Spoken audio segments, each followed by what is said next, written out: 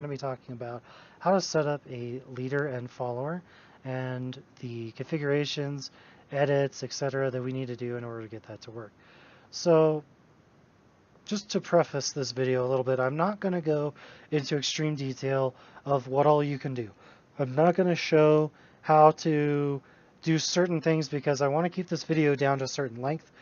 And I also want to keep this very simple because I feel like this is what the vast majority of people have asked me to do and have asked me to show.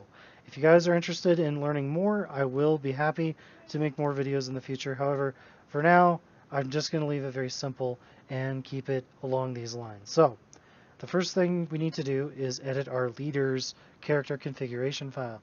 Now I am going to assume a couple of things here. Number one, I'm going to assume that you've already set up your character configuration files for both your leader and your leecher. If you have not done both of these things, you need to go do these before you do any of the following steps, because it will not help you unless you make sure that you've gone ahead and done that already. So as you can see here, line number 380, we need to change public mode to either 0, 1, 2, or 3. By default, I believe it is set to 0. If you leave it as 0, your leader will not invite or accept an invite from any character that joins their game. Therefore, we need to change this to either a 1, a 2, or a 3. 1 is by far the easiest because then it can invite and accept invites at the exact same time. So I suggest 1. Next up, we're going to make sure you save this before you leave it. Next up, we're going to open our Leecher's character configuration file. We're going to go down to line number 126. And as you can see here, it says config leader, and we have your care name here. This is going to be your leader's in-game character name. We're going to leave this blank to try auto detection if you so choose to do so. I do not recommend that though. Just log in, get your character's name of your leader, and just plug it in, and then we know that it's going to work properly the very first time. And we're going to skip down to where it says, skip down to line number 136 to where it says Diablo helper. Yours will be saying false. We need to change this to true. And then line number 137 is the number of seconds that your leecher or your follower will wait for your leader to be in chaos. If this number of seconds is not high enough and your leader does not reach chaos in time, your follower will exit the game, which is why I have increased these seconds to a much higher number. Yours does not need to be as high as mine, however, it probably won't hurt to have it at a higher number. Next up, we have whether you want to start at the entrance or at the star, true for entrance, false for star on line number 138.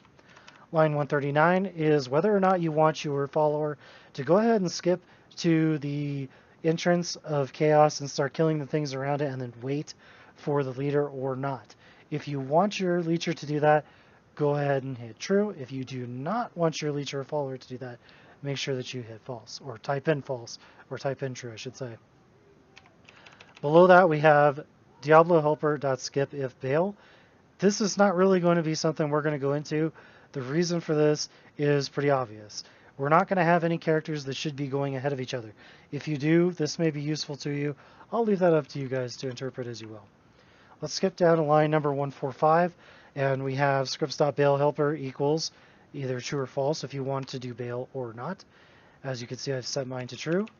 Again, the number of seconds we want to wait for the runner to be in the throne or the follower will exit. Below that, we have kill nil. If you want to kill nil before you go to the throne room, you can do so by changing this to true.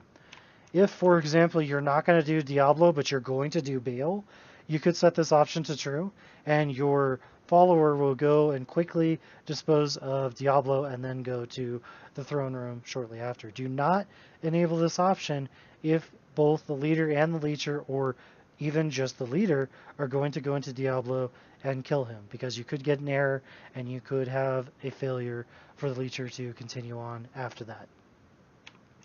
Below that, we have doll quit.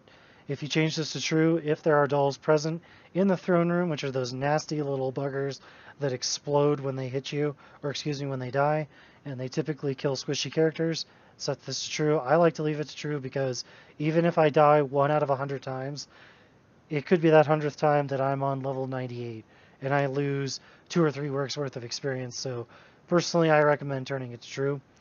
Below that on line 150, we have kill Baal.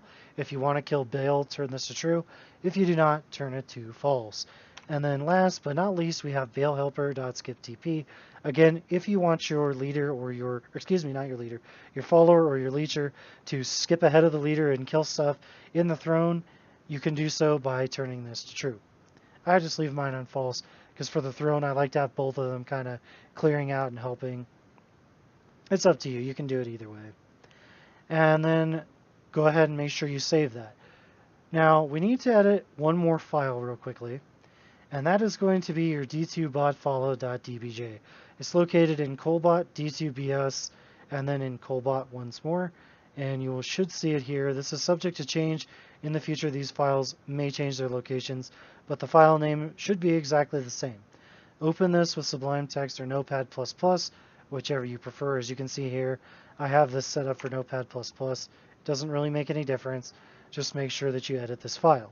We're going to skip down to line number 32. Now this is where it gets a little bit tricky. This is how your follower is going to know which games to join. And what it's going to do is it's going to check d2bot.exe. It's going to check whichever profile that you plug in here, and it's going to find the name of the game and the passwords that are being used for said game. So what you're going to do is you're going to plug in your leader's profile name in d2bot.exe. So for example, here's my leader's name, Dark, in my profile name. I'm going to plug that in there, and I have Druid as my leader's name. As you can see here, here's Druid. So just make sure that you plug both of those in order to have this work properly. And again, you're going to go up to File, and you're going to hit Save. Now, you're pretty much done at this point. The only other thing that I would highly recommend that you do is you can edit a final file. It's actually multiple files. And again, this is not needed, but I do recommend it. If you go into Kolbot, libs, and then into bots, you're going to find your Baal.js, your Diablo.js, and these two should be edited. The reason why I say this is as a stock configuration, your leader may say certain things out loud, and repeated phrases that are repeated out loud in either above your head or in the in-game chat is an easy way to get you banned. It's a proven method that Blizzard has detected over a long period of time that we have shown to get you banned. So therefore, I'm going to leave my edited Baal.js and my Diablo.js files in the pastebin link in the description.